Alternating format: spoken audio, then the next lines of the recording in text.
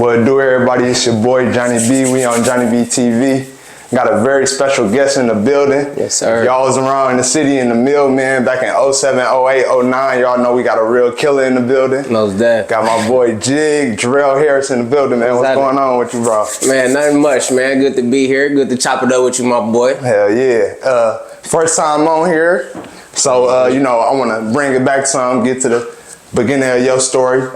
Tell me a little bit, you know, about your upbringing, how it was growing up for you in Milwaukee. Got you. Man, definitely North Side. Man, just to tap into just the sports and everything like that, man, I've been touching the basketball and playing with that since 3 years old. You feel me? Big bro, RIP to my brother, man. He really knew, man, he really knew how to get me there. You know what I mean? What I mean by that is he pushed me a lot at an early age. So I think that pushing and that resilience really helped me just, I mean, if people know me and my story through hooping, might be the smallest, but man, I'm a dog out there, you know what I mean? I really strive from my brother and just, you know, the upbringing from the city in general, you feel me? Most definitely. I was gonna ask you that too, like who was the first to, you know, put the ball in your hand or, you know, inspire you on the court, like just to play basketball? So it was your brother, you say? It definitely was my brother, dog. Man, honestly, all I really remember is like neighborhood basketball games. I mean, the pre-Fletcher, Flav, they lived down the street, you know what I mean? So like, man, we really balled like the whole day, you know what I mean? I wake up with a basketball, I'm going to bed with a basketball, you feel me? And man, I really was just, that was our block identity, dog. Like if you was an athlete no matter what. Yeah, older crew, they had their specific courts, you know what I mean? And my age group or whatever, like we tried to tap in, but moral of the story, like it was always a court that we abused the whole day, you know what I mean? Man, black court up the street. Like I said, Flav and pre-court, man, that probably was one of the most legendary courts, dog. There's a lot of games and battles going on. Facts, and I did wonder that because I remember seeing you back in elementary school, NCSL days. And you probably don't even remember that. I do remember though, you had natural talent back then. You was killing back then, and I was elementary school. So like, all that really come from, you know, that black top and getting it in early with the hoopers back then. That's where that came from? Bro, definitely. Warning, black top. In the NCSL, that's crazy. You pulled that out. Yeah, at Madison High School. I remember that was the first time I seen you, swear to God. And you was cold then. That was fun times, bro, just due to the fact of like the age groups, you know what I mean? Like being used to playing with people older than you, and then now, honestly, sometimes you get the chance to play with some older people, and then you play with your own age. But really, that's when you really get to express or just demonstrate your skills in your game. And definitely there was some battles, yeah, there was some battles back then. I love that. No bullshit. There was some real battles. So, all right, growing up, middle school, like you typing in basketball, what middle school did you go to? I went to MSL, Milwaukee School of Languages. Man, I played up. 6th grade. I was gonna say, cause that's not really no major basketball school, is it? I'm not gonna lie. I don't think at the time it was, but we made a lot of noise. My middle school year. Just to look back at it, it was 6th grade. It was a 7th, 8th grade team, I believe, and I was able to play up. They definitely, once again, disrespected me, or I ain't gonna say disrespect me, but just didn't peep game initially because of hype. Yeah, but as soon as I got on the court, man, people knew what was going on, man. That's when I really started to, I ain't gonna say put my name out there, but people started to real life identify me more. So played up, we won actually. Man, 7th grade, I just stayed on the 8th grade team, the moral of the story, and that just really helped me once again play against older people, keep that competition up. And so in a lane like that, by 8th grade, with 7th grade, you can't play 8th grade. By the time 8th grade, you wasn't. Would they still let you play, or? No. When I made it to 8th grade, they still let you just play 8th grade again. Yeah. So I just never played with my actual age group. Honestly, I just you was always playing up. Definitely. Yeah, most definitely. So tell me about a little bit about AAU and stuff like that around that time. Oh, AAU like started off. Yeah, starting off. You started off in middle school, or did you start off at elementary school? Elementary. Okay, yeah, we can start there. Shout out to my boy Mark Mitchell. That's real life. Where it all began, dog. Friends of Hoops. I remember playing at what's it called, like Mark McGuire or something like that. Them was some battles back then. Then I switched to Milwaukee Swish at the time. Charlie, Jimmy Sherburne, plenty little talent over there. And we went on a run too. I really remember a lot of battles against Running Rebels. Just a bunch of city people, you know what I mean, city kids. And then we got the chance to, you know, go to Indiana and all across the world. So definitely Milwaukee Switch definitely opened my eyes to like where basketball could take you, and just really all my experience was really through AAU. You know, stay in the game, play for. I remember staying in the game. Play for a year with D Wade team. Man, I played for Next Level at that time. It was like 8th grade. Was it like middle school to high school?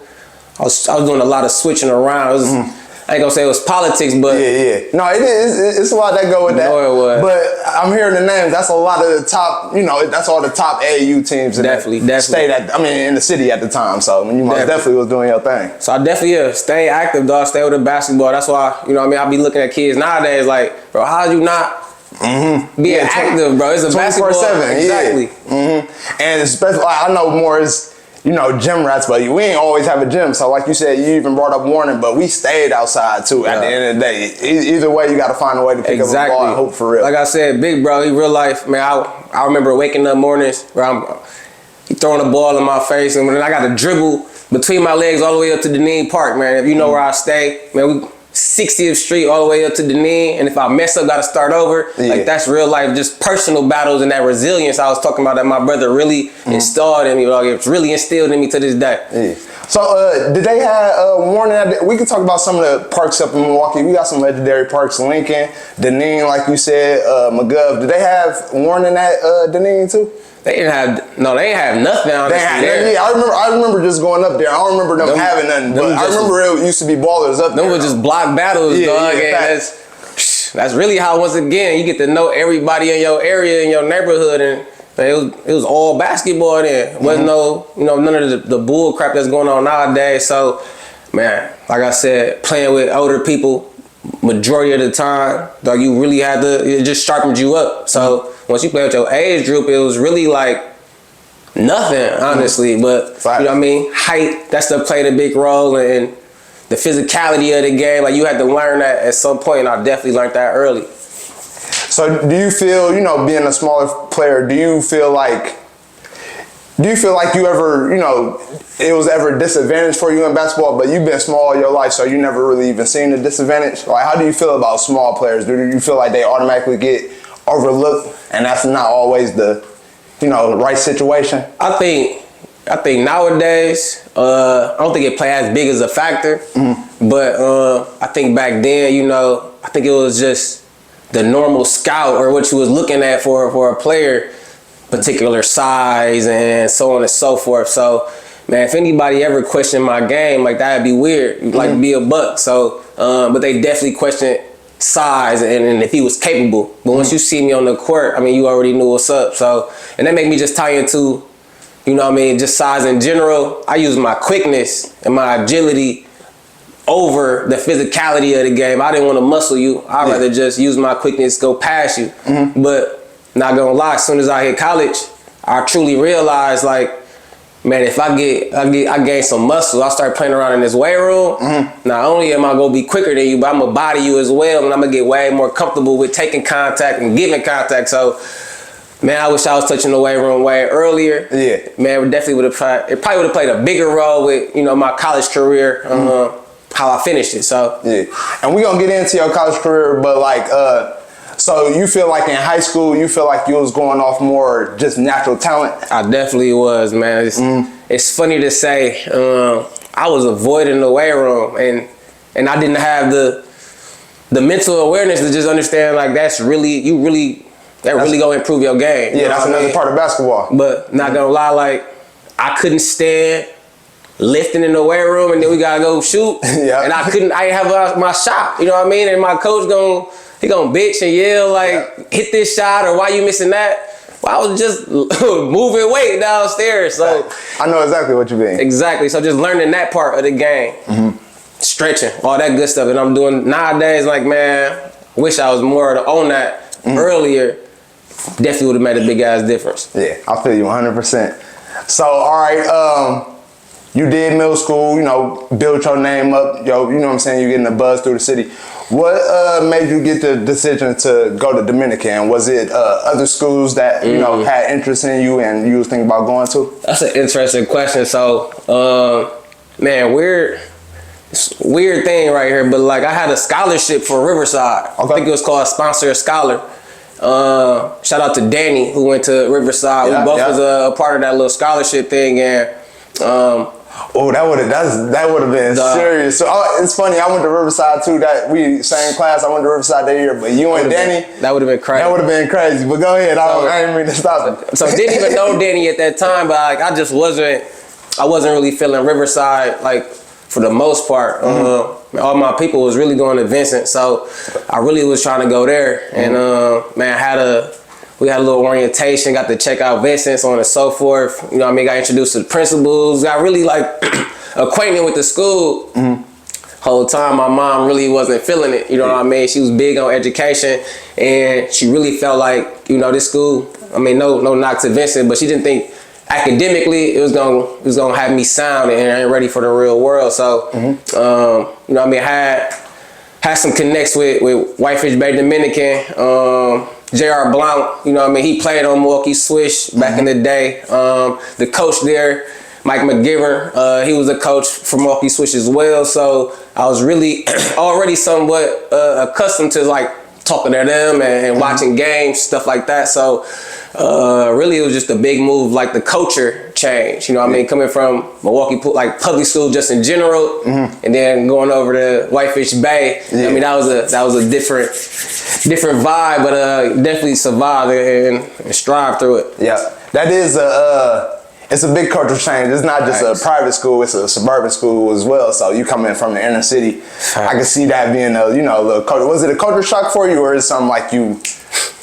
I'll never forget though, my freshman year, I'm walking around and I'm like, ain't no security guards. You know what I mean? Like, I'm used to security guards, like, you know, sweeping the halls and sweating kids, and even just like honestly, academically, like people shooting the class, you know what I mean, before the bell ring. I'm like, let me keep up, you know what I mean? Because that was a focus at Dominican. So that definitely helped me. But other than that, like, I mean, coming from a public school, I definitely had to adjust with just communicating with people. Wasn't really truly accustomed to being around a lot of white people, you know what I mean? I had my people that I was, you know, stuck with, and that's like kind of like the Milwaukee mentality. I was comfortable with, but honestly, I appreciate the opportunity to go to Dominican because it definitely, you know, opened my palate, and it just helped me be more versatile. You know what I mean? I can speak to whoever now, black, white, blue, you know, Asian, and that was definitely from going to Dominican, being able to meet so many different people. And you right on that. We in Milwaukee, it's crazy how like different it is, most definitely. And we right from down the street from each other. You can get the Toasters, Whitefish Bay, Sherwood's is different from going to, like you said, Riverside, Vincent, completely different. Like, you know what I'm saying? So I feel you on that. It's a culture shock. It's something you gotta get used to. Hopefully we can improve on that. But you know, that's Milwaukee. I think it's better now. Yeah, it's getting better. Way better than before. You know what I mean? Like they got all the, what is it, like the chapters, or you know what I mean? They trying to make it more diverse. So and that's one thing. I grew up. I got to go to Whitefish Bay, they public school, and I was in chapter 220. So they got programs like that, right? You know, to sort of integrate, but you know, it's different. Exactly. We in Wisconsin, we in the world, so we know what it is. Yeah. Facts. So getting to the basketball side of it, you going in freshman year, did you start off varsity? I started off. I tried out for it. Shout out to Michael Panaggio, was another big freshman, my grade, and I mean, not to knock Michael Panaggio or nobody else, but it was a lot of politics, I think, involved. And man, that's the confidence part where I wanted to play VAR, but didn't think I was gonna be getting the time I wanted, so on and so forth. Definitely tried out for it. I think I played like a couple of JV games, and I eventually had got moved up, which I felt was more natural. Cause I mean, if I'm hooping with these people all the time, I don't know. I was killing JV. Yeah, exactly. It was. I ain't gonna say it was a waste of my time, but it definitely was just like a learning moment for me to just know what I need to do to go where I need to be at. You feel me? And knowing your game, I wasn't sure, but I automatically assumed that you was on varsity early. I was salty, like for real, like. And too, that Dominican was stacked. Y'all got some stacked players, especially with you coming in. You know what I'm saying? And too, I want to speak on that. So you going in sophomore year? Is that when you starting your sophomore year? Because I know you got some players on the team, Kwame Mitchell. You know what I'm saying? That's a serious backcourt. So like, going into your sophomore year, how's that going? Right. So I got a lot of playing time. I ain't gonna lie and say I started. I do believe like I got plenty time my freshman year, but my sophomore year is really where like I put my imprint in, and I let people know who I was and just the game in general. So Kwame, JD Wise, I think we had Big Cam at the time. Yeah. You know what I mean? We was pretty good. Like, I'm not gonna lie, we had people with experience. So I really wish my 4 years there, it wasn't the drought where we didn't get a ring. Yeah, I feel you. It's crazy to say, but you know what I mean, the year Kwame got his freshman year, I believe so. And that's the year before, right? You came, right? Right. That was with JR and them. That was a cold squad. That was a cold squad. We just had this weird drought, bro. I think St. Cat's played a big role. We lost to Aquinas upstate. Was that my junior year? So y'all made it upstate. We definitely made it upstate. Did make it, okay. I had broke my elbow, and that definitely played. I couldn't hoop, dog. I tried, but what year was that? I think that was sophomore year. Sophomore year. So if I would not have dived on the ball, some dude dive on top of me, break my elbow, we probably would have won it that year. We was so stacked. We had the talent. We had the chemistry. But as soon as I broke my elbow, I think it was the game before to go upstate. We just didn't have a point guard, honestly. You know what I mean? Marcus Morgan stepped in. I think we had another player. A young player, but it ain't. You know what most I mean? definitely. Hell yeah. So, all right. What would you feel like, from your sophomore, junior year, just like, your biggest competition you feel like, or like just with that year, what was the most memorable moment? You know what I'm saying? Like before you hit your senior year. I think, man, we had some fun. We had some fun ass games. I remember going out to Minnesota. They had a shot clock at the time. Oh, okay, yeah. So y'all got to play with a shot. What was it, like 30-second shot clock, something like that? I think it was like 35. Yeah, but that's beastly though. It is, and they had this big dude there who was, man, he was nasty. I can't think of his name right now, but them was some battles. Like I said, Racine St. Cass was always a rival of ours. Honestly, I can't say like nobody. You know what? Like anything that was really memorable is the rivalries we had right here in the city. You know what I mean? Playing against Whitefish Bay. When we initiated, or in the beginning of my career at Dominican, we used to play Shorewood. So like, them was some fun battles because we was like in cahoots with each other. You know what I mean? But for the most part, I'm not gonna lie. A lot of my most memorable times is like the summer leagues when I really was playing against city players, city teams. That's when we really had like a lot of battles. Other than that, and we used to smack kids or smack teams and just have fun doing it. So you feel like you could be a little bit more looser in the summertime, like in AU and just summer ball, as far as like, Dominican, y'all was stacked and you did your thing, but do you feel like you had to play more in a team oriented? I don't think so. Atmosphere? I think I naturally play like that. Yeah. Okay. Like no matter where on outside or indoors, I always was reserved with my handles. Yeah. Even though I had it. I know you a bucket, you know what I'm saying? So but I know you the type too that you most definitely gonna get your team involved. You know what I'm saying? So if anything, I really wish the dog that came out of my college years, I really wish I was able to tap into that even more my high school career, because it was there. I just wasn't. I ain't had like the dog. You feel me? To the time you know, college came around, and it was like, man, I'm giving niggas buckets, G. Like, no, I'm not playing with nobody. Thanks. So, all right, going into your senior year, you put up about 20 a game. You led I believe you led the conference in steals. Definitely. You know what I'm saying? Stuff like that. First team all state, I believe. Yep. You know what I'm saying? So going into your senior year, you did your thing. What was like the recruiting process for you now? You know what I'm saying? After senior year and after having a dog ass senior year. So that was the thing. Like, I just knew I had to put up points, and I knew what would make me stand out is my defense. So I had some recruits, or I had some looks at I think it was Winona State. I had some it was like some JUCOs, and Stephen Point, which I actually went to. They was recruiting me as well, and I honestly was sold on like getting the ring, because I was sick that I was so close my whole high school career, but just did not get over that hump. And man, I was told, like, you know, Khalif from Rufus King was there at the time. Definitely had a good relationship with him, but you know, I was kind of sold on the fact of like I'd be able to come right in, play, and fit right in, just due to, you know, what I was capable of, able to score.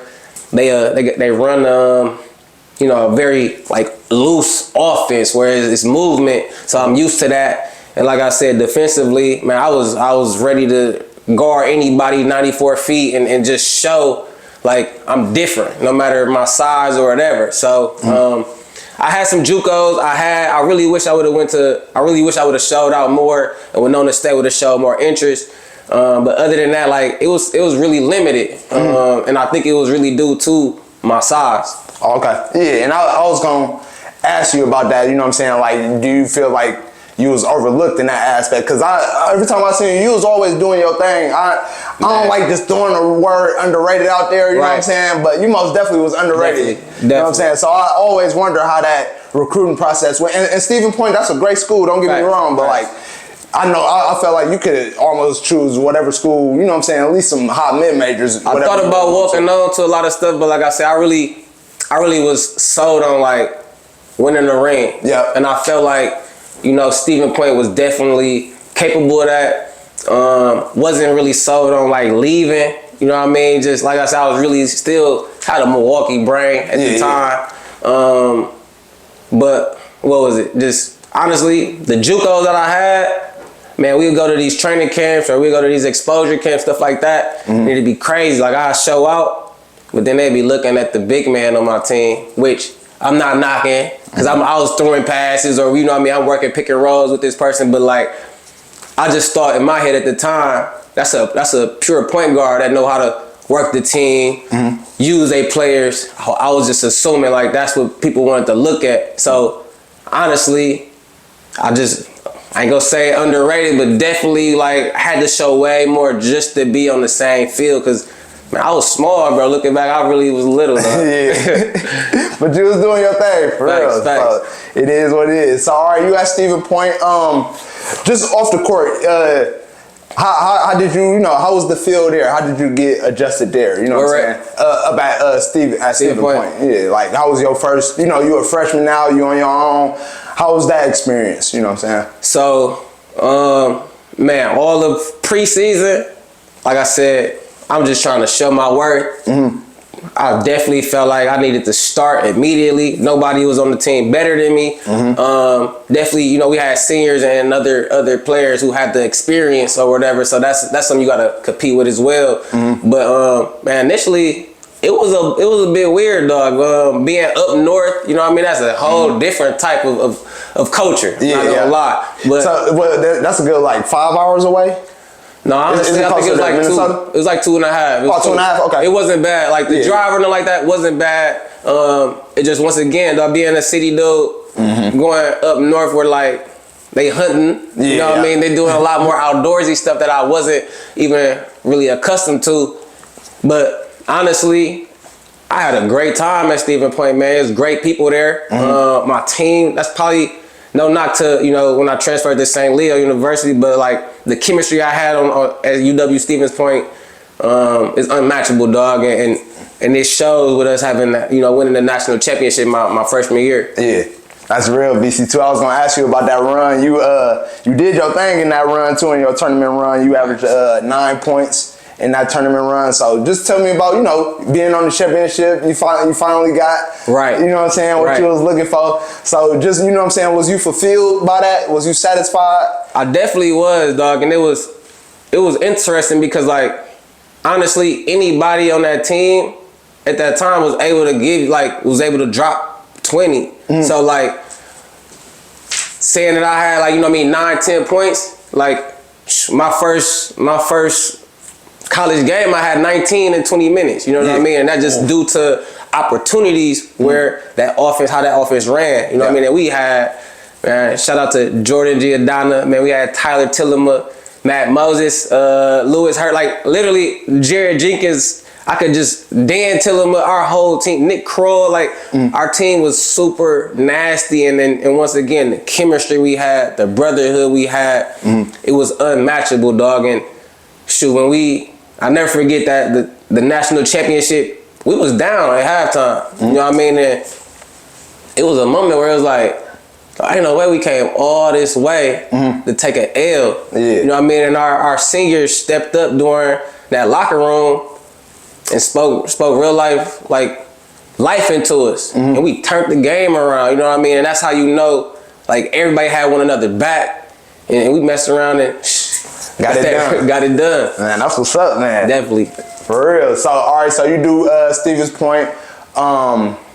You go into your sophomore. So sophomore year, you know, you raise your average in scoring. You starting now? I definitely. Like you basically. I started freshman year. There's a lot of games I started, but it was politics involved. I'm not gonna lie. Once again, I thought I was gonna be starting immediately.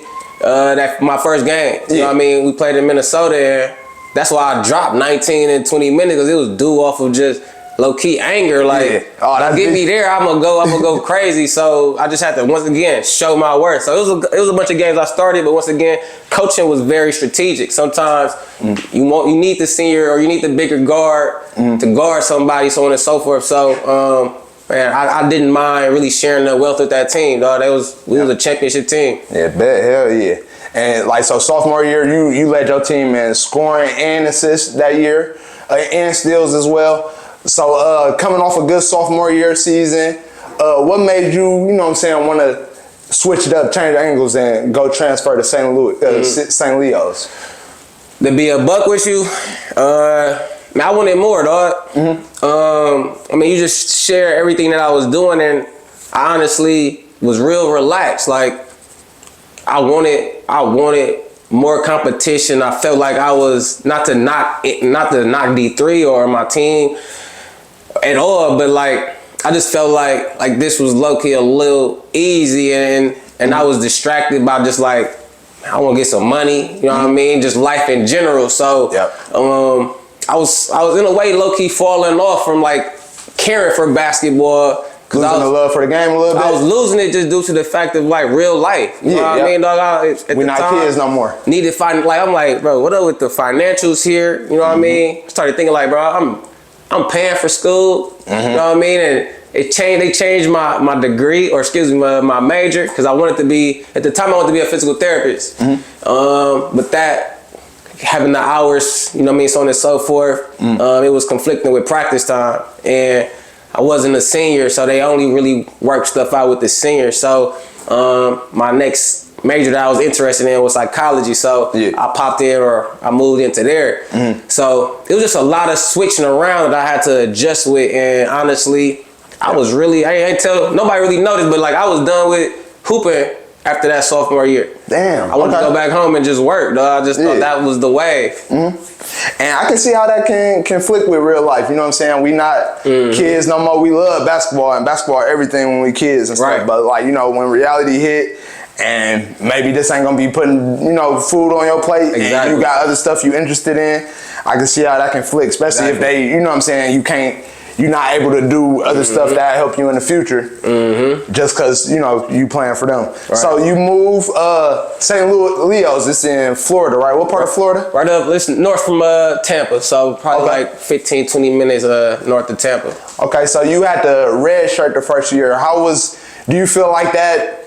You sitting out a whole year not playing competitive basketball. How was that for you in your mind? Like, so, man, to be a Buck, it really helped me understand the game differently. Because I never been in that position in my life. You know what I mean? I was either always starting or, 6-man, 7-man, coming off the bench, middle school type stuff. So being able to just honestly be salty, and my only basketball time was practice. Yeah. Bro, I used to eat in practice, dog. Like, I never forget. It was one day I had a perfect practice, bro. Yeah. Didn't miss at all. I was just in a locked in mode because that was my only time of hooping. You know what I mean? With real life competition. I'm not playing intramurals. I'm not playing with some random dudes. Like, those was my moments. So it helped me be able to see the game differently from a different lenses. And shoot, I know I helped the team do better during their moments because shoot, I'm here to compete during practice. I'm not just playing around. You know what I mean? Like,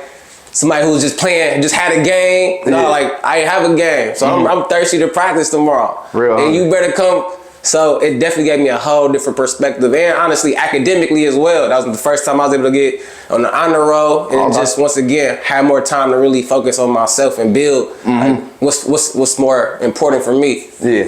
So do you feel like, that year off, do you feel like it sort of brought that passion back with you not being able, you know what I'm saying? So now you not hooping and you just hooping and practicing, you really got to take your aggression off in practice. Do you feel like that helped build your passion back up? It definitely did, because my flight, the day of my flight to Florida, that's when I got basically the acknowledgement that I wasn't gonna be able to play. Okay. So I was salty about that, like. Oh, so you went in thinking you was gonna play that first year? I thought initially I was gonna be playing, but once again, that's my sophomore year. I really was falling off academically and just wasn't focused. So I fell short with my grades, things in that fashion. And when I was told that, I had to have a convo with my parents about stuff that's important and like, just gonna make this happen and we're gonna make it work for you. So once again, when I get locked in like that, I use my anger and my frustration, as fuel. So man, I was really feel like whoever was in my way, they was gonna get it. You know what I mean? So I really had people really scared, cause they was just like, dog, y'all got an All-American on the bench. Yeah, he redshirting, and it's just due off of just word of mouth and just knowing most definitely what's the word. So yeah, but that's good too. I know, especially like that's what people don't see, them practice line, them blur. That's where that respect come in. Exactly. And like, you know what I'm saying, and you get in them practice lines, sometimes you just want to. It gets serious in there, so you got to come with it. It definitely got serious. That's where you build that name and you gain a lot of respect, so that's legit. So, all right, you come in, they already know what time it is. You come in, you win Newcomer of the Year. Yep. So, just break down your first year with them, this your junior year. Just tell me, like, your first year with St. Leo's and how that went overall. I think, and I wish I could go back and look at it, because I believe we went to Puerto Rico. Bro, I think I dropped like 40 something. You had 40. You had a season high or a career high 41, if that's what you're talking about. No, that's another time. Okay, but when we was in Puerto Rico, I really believe like I dropped like it was like 40. Like I wish I could look it up right now, but I went crazy, and that's once again I was thirsty to hoop. You know what I mean? And no. Actually, take that back. That was my senior year. Matter of fact, that I dropped that 40 or something like that in Puerto Rico. My first year back with St. Leo, we played Miami. Okay, D1 Miami. And that was interesting just due to the fact of, first off, what was dog name? Shane Larkin. Something in that fashion. First time I'm playing against somebody with basically the same quickness as me. You know what I mean? And dog, playing a whole year, just practice. I felt heavy, bro. Like my lead in my shoes, you know what I mean? So I had to adjust, and I really wasn't the best fan of my performance that game. But we beat them. Man, my boy, shout out. Oh, y'all beat Miami? We beat Miami. That's beastie. Actually, that was the year that they won. Did they win it all, or they went far? They went deep in the ACC for sure. But I'm sure Shane Larkin, one of the best players they had in a long time anyway. That boy was nasty. Yeah. Nasty. Same, not even the same height as me. Basically, was like probably 2 inches. Probably like 6 foot, 6'1". Okay. Probably like 20, 30 more. I'm getting 20 more pounds. I was gonna say you look a little strong from solid. So I definitely that was the moment like I needed just to to test yourself where I need to be at. You know what I mean? But my boy, you know Chimp showed out that game. Trent showed out that game. Like really represented for the city, and we got the W, bro. That was probably one of the. That was a cracking ass game. I ain't gonna lie. I was gonna ask you about that too. I knew it was a couple more people from the city that went to St. Leo's. I didn't know if they was there when you was there. Yeah. But yeah, I know a few of y'all went down there. Hell yeah. And they showed out. Y'all tore it up. Right. They showed out. You know what I mean? And that was big for first off us coming from the city. And we played Florida State the next game, which was a battle, and that's when I was like, I had got my rhythm back. You know what I mean? So I had a decent. I wonder how much I scored that game. Definitely had a great game that game though. But once again, like I was loving the competition, G. Like it made me really look back. Like I should have and could have walked on D1 somewhere, and it would have opened my opportunity, showed me how the weight room worked. You know what I mean, and other type of conditioning. So definitely was thankful for those opportunities to play against them. Yeah, and too. All right, I'm glad you brought that up. It's sort of going back a little bit, but. Just like, you know, with rankings and stuff like that. Like, what's your opinion on that? I know you was ranked all in high school, but just with the politics and stuff, what's your opinion on just all that? Especially at a young age, you know, I feel like, for example, I feel like it's hard to really be ranking kids because, you know, you never know height and just development in 1 year a kid can make. So, like, just what's your view on that? Just overall. Honestly, overall, I think I think back then, when I was, you know, high school, whatever, I think they tried their best. But I do think it was some stuff still missed out on. You know what I mean? I speak on myself. I seen people who I killed. They definitely had rankings or they was, you know, top whatever. You know what I mean? So it made me feel like, is it just the scoring that gets you in these positions? Yeah. But just unaware of, once again, politics, where you playing, the competition you playing against, so on and so forth. So, it was interesting, but I do think, and I'm gonna compare it to, you know, modern day right now. Like right now, it's crazy. You know what I mean? And the exposure it's way easier. You know what I mean? So, but back then, you know what I mean? It was particular moments where you knew you'd be under the lights, and then other than that, like I felt like you just needed to have the numbers, the resume that would show it. So, once again, trying to lock down, sit down on shit and score on whoever, you know what I mean, and just be efficient. I think that was the one thing I was big on. Like, if I'm taking 15 shots, I'm going for 13 for 15, and if I'm gonna be strategic and smart on it. So never had a bad game where I was having a poor ass performance. And that's one thing I did notice about your game, and especially it's in the numbers. One season I seen you shot 50, 40, and 80. Yeah. And the 40 from 3 was like a 45%. You know what I'm saying? So that's super efficient. You know what I'm saying? And that's for me, honestly, unaware of those type of numbers, but just thought like, I mean, mentally, I just knew good shot from bad shot, and just being efficient and showing quality. So once my coach actually he pulled me to the side, like, hey, look at your numbers, dog. Like this is really Steve Nash, like this is really efficient stuff, dog. And like, this is great, honestly. And I'm like, okay, I need to get that 80% to 90. You know what I mean? And, oh, that's no, I should be 50%. You know what I mean? So appreciate you helping me look at the data, so now I can be even more strategic with, you know what I mean, what I'm producing. So once again, that was just the growth part, like doing stuff naturally. Then now you getting the you know, implement the other things. That's just how you grow and improve. And we gonna get back to St. Leo's, but another thing I want to ask you too about, you know, like the exposure, like you said. You feel like if we had, we had the internet, but do you feel like if we had the internet at the time, because, you know, everybody getting a mixtape, you can really put your game out there. I don't like nothing. You can put your game out there now. Fact. So if you feel like we sort of had some of the same kind of access, you feel like you could have put yourself out there a little bit more? It'd be a whole nother world for me, though. It'd be completely different. You know what I mean? People would have seen the moments that they wasn't able to see. You know what I mean? Like, people could not guard me, G. Like people couldn't hold me. So you know that's one reason why I had to get you in here. We got a real killer in here. That's why I wanted to get you in here. So I mean, if people would have real life, or if I was able to really, you know, expose that, or just put that on the plate and let people see it, you know what I mean? They definitely probably would have had a way different perspective of me, rather than just, you know, a good guard, 5'10", who could score, or, you know what I mean, good point guard. Like, no, they would have really seen the skill behind it. Do you feel like nowadays, we got the talent too, but I feel like Milwaukee, we always had talent. We can go through names. Facts. But like, you know, nowadays you see players and they going to the schools like Duke and first round picks in the draft. Like, we wasn't seeing that coming out of our city. Do you feel like just with the exposure, you know, that we going through, that's putting a light on the city more? Because I feel like we always somewhat had that talent.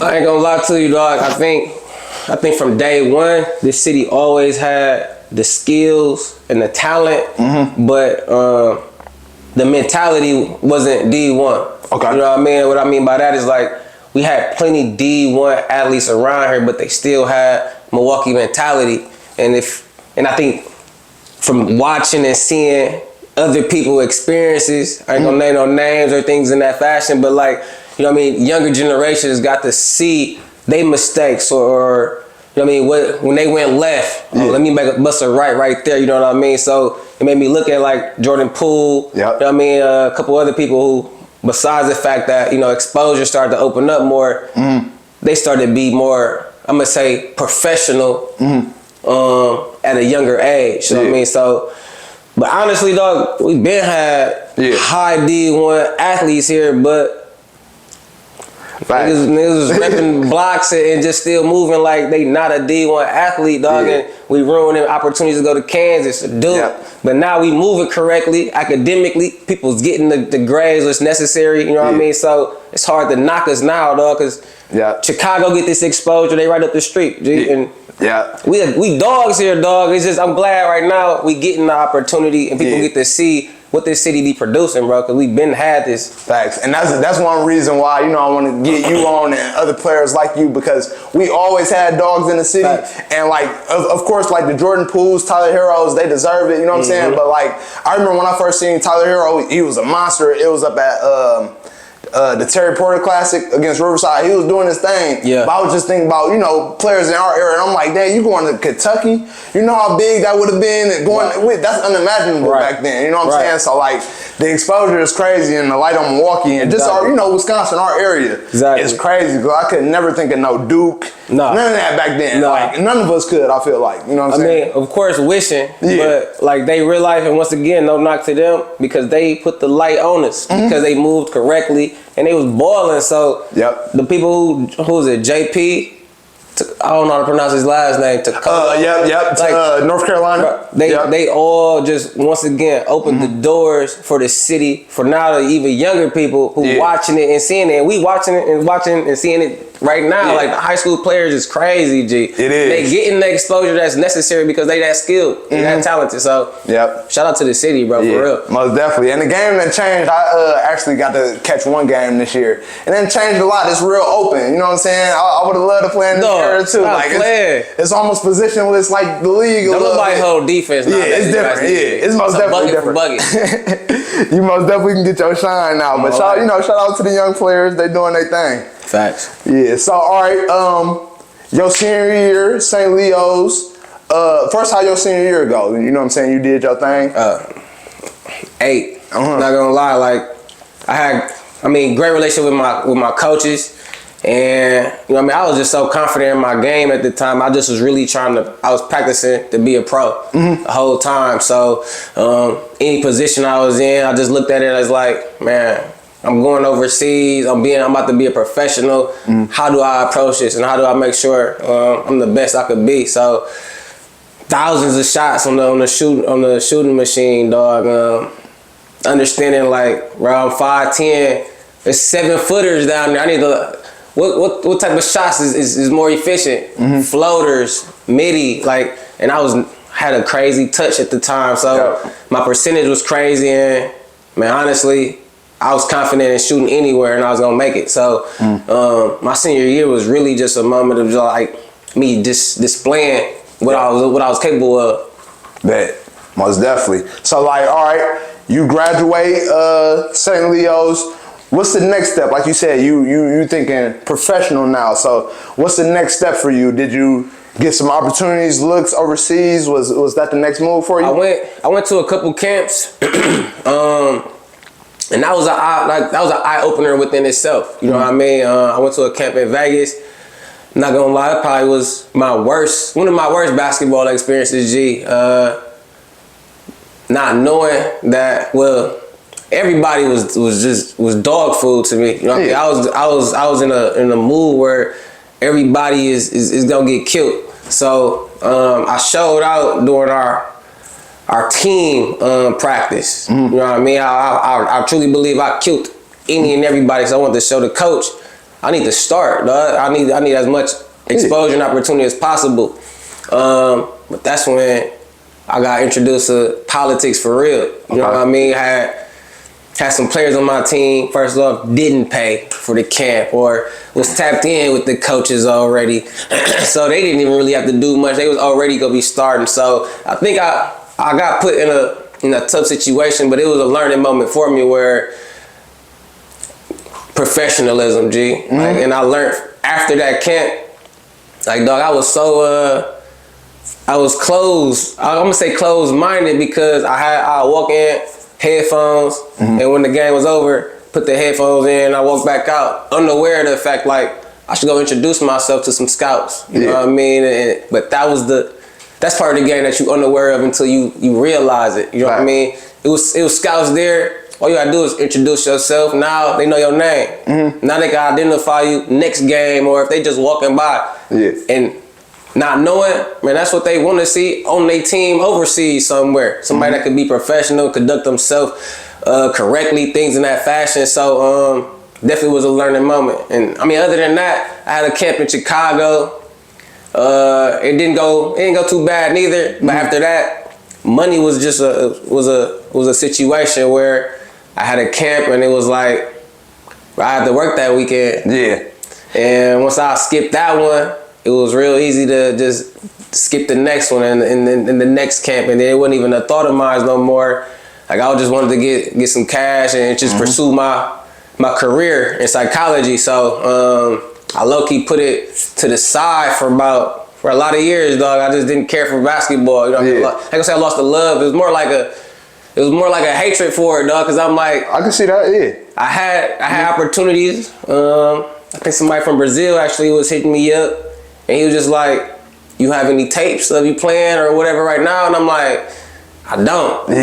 But I could, you know what I mean? Like, what you want to see, he just honestly wanted to know that I was playing basketball at the moment. And I'm like, damn, dog, like, I should have just been hooping just somewhere, you know what I mean? That is easier said than done. Like at the end of the day, life come over, you know what I'm saying? So, and life costs. You got to pay bills, you got to do your thing, and if that's why I'm not paying the bills at the moment. $1,000 camps and so on and so forth. And especially having to pay to play. Coming out you your know own. what I'm saying? Your own. That's tough. That's a grind within itself. So it was a decision niggas had to make, and it was like, you know what I mean?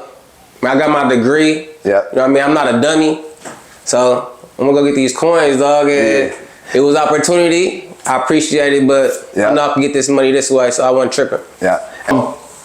So do you feel like during that time where, you know, you wasn't hooping like that, did you go through any kind of, like, you know, emotional and any depression from that? Because, you know, you've been hooping your whole life. Ball is everything. Like, one thing I know, when you play basketball, if you gonna do that, you almost gotta put the majority of your time in that, all your time in that. That's how was that for you? You know what I'm saying? When you was sort of leaning off playing basketball and knowing, like, you know, you wasn't really gonna go forward with it. I think the only thing was, like, when I came back to the city, you know what I mean, my identity was through basketball. All my relationships or friendships was through basketball. So it was different going through a different chapter or phase of my life where, like, I'm not touching the ball no more. You know what I mean? I'm working or you know what I mean? I'm tapped into my field. You know what I mean? So I wouldn't call it like a depressed moment. It was more like I had to lock in on what was important.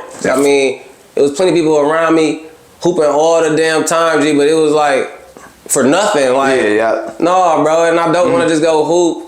Like, niggas paying to hoop, and I'm like, bro, that's backwards. Like, I'm not doing that, dog. So trust me, I feel you 100% I didn't really care for it. I ain't gonna lie. And it get like that. I know, especially like I was in the city when we graduated high school, and especially when people just come back from college and stuff. It's still a lot of hoop sessions. Right. But you know, as the older we get, people get bigger too, and everything. Putting on weight, life hit you. So I understand that 100%. And then, you know, paying your own money that you done just got off work for just to go hoop, and you don't really got that same.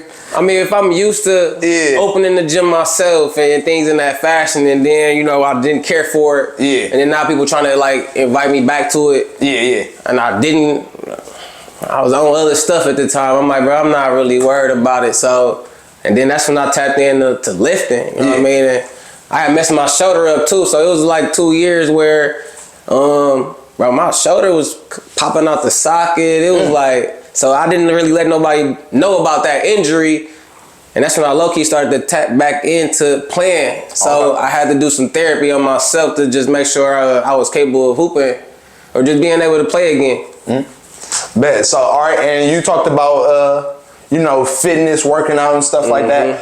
You training now. You know what I'm saying? You got NIM Fitness. Tell us a little bit about that. You know what I'm saying? How you started tapping into that, and you know what you pushing going forward with everything you got going on. Got you. So, I mean, honestly, like I was just telling you, like, man, the weight room is not only just like, you know, strengthening your body, man. It's really strengthening your brain as well, man. And me at the very moment about to be pursuing my master's in behavioral health, like, but this is more than just lifting. You know what I mean? It's real life therapeutic. You know what I mean? It's real life mental health awareness and supporting yourself mentally. And honestly, you know what I mean?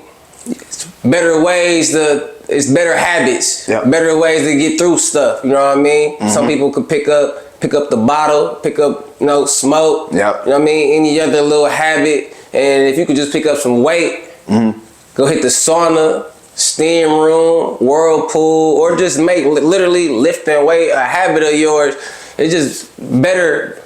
You'll produce more, man. It's better habits that you want to develop. So, and you most definitely feel better about yourself. Exactly. So I just really been really promoting that more, and the more I've been tapped into it, the more I really want to spread the love for my city, and not only just for my city, for my black community as well. I really think it's something that you know, our community lack, and if I'm striving through it, you know what I mean. I lost my brother 3 years ago. And that was a dark time for me, dog. And I feel like at this very moment right now, I'm seeing the light and I'm coming out of it. And I'm able to help people who lost family or lost some close ones. And man, it's way better habits that you could pick up than, like, once again, smoking, going to bars, drinking. I mean, any other addictions we could talk about, you know what I mean? I don't want to get real psychology in here. No, that's real. No, that's what I want. Facts. So you feel like too, you know, we go through losses with the loss of your brother. Do you feel like you attacking the gym and that helped you the most out of everything? Definitely. Like dealing with that? Definitely, because... And rest in peace to your brother too. I want to say my condolences. Appreciate you, brother. I mean, honestly, once again, like when... the city is very small. And when I came back to this city, it was very easy to tap back into any lane or bad habits, you know what I mean? So it's all about just, man, separating yourself and being a better version of yourself. And I really feel like, you know what I mean, at this very moment, I went through a hard time losing big bro. But using that frustration, using that anger as fuel, like I did in sports, like I did in basketball, now I'm doing the same thing in the weight room. And not only am I becoming a better version of myself, you know what I mean, my baby will be 9 months tomorrow, and I want to be the best version for her. So, man, it's a lot of fuel in this bad boy. And once again, I'm training people.